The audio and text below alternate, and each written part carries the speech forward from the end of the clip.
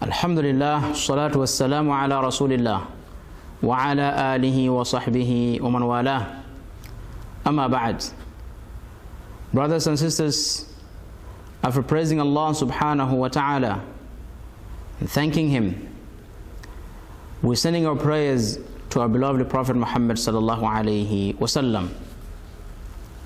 And we're here to continue our topic, talking about the great journey to the house of Allah subhanahu wa ta'ala.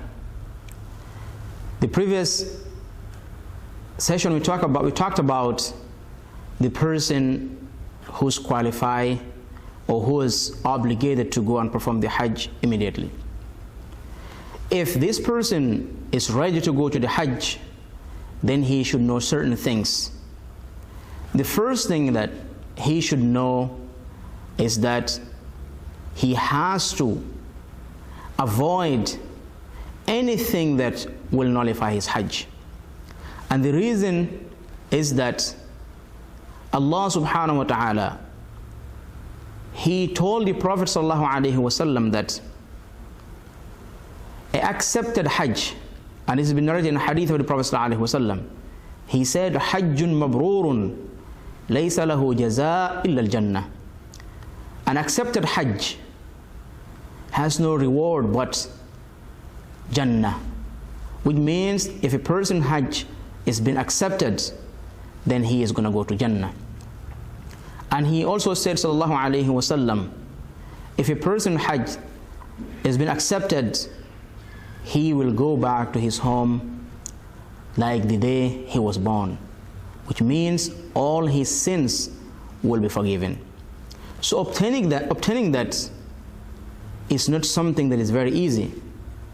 You're going to have a lot of challenges. You're going to strive. You're going to work hard in order to achieve the Hajj that has been accepted and avoid all the things that Allah subhanahu wa ta'ala prohibited in the Hajj. So if you know that, then you have to start preparing your Hajj before even going to Mecca. Allah subhanahu wa ta'ala, He said in the Quran, Al-Hajj ashhurun ma'lumat. The Hajj is limited month, because the Hajj cannot be in any other time except in the month of the Hijjah. And if people intend to perform the Hajj, they have to have the intention prior to the Hijjah. So these 3 months, Allah subhanahu wa ta'ala said, they are known. Whoever intend, فَمَنْ فَرَضَ فِيهِنَّ الْحَجِّ, whoever intend to go and perform the Hajj, فَلَا رَفَثَ, he should not have any connection or contact with his wife while he's performing the Hajj. وَلَا فُسُوقَ, there is no criminal act, there is no evil act in this Hajj. وَلَا جِدَالَ, there is no disputes, there is no argument in this Hajj. So that means that if a person performs these kind of activities, that will make his Hajj unacceptable by Allah subhanahu wa ta'ala. So these are things that nobody can pinpoint and say your Hajj is not being accepted.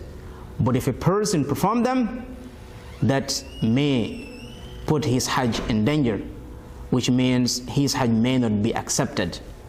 So these are the things that a person should know, and he should avoid them, because there are a lot of reasons and means that can make it very easy for the person to engage on these illegal activities in the Hajj. So we advise those brothers and those sisters who have the intention to go to perform the Hajj to maintain a sabr, patience, before they go to the Hajj. They should work on themselves. They should make sure that they know the minimum obligations or pillars or conditions of the Hajj before they go to Hajj. And inshallah, our next recording will start talking about the conditions and the pillars and the etiquettes of Hajj, inshallah. Wa jazakumullah khair. Wassalamu alaikum wa rahmatullahi wa barakatuh.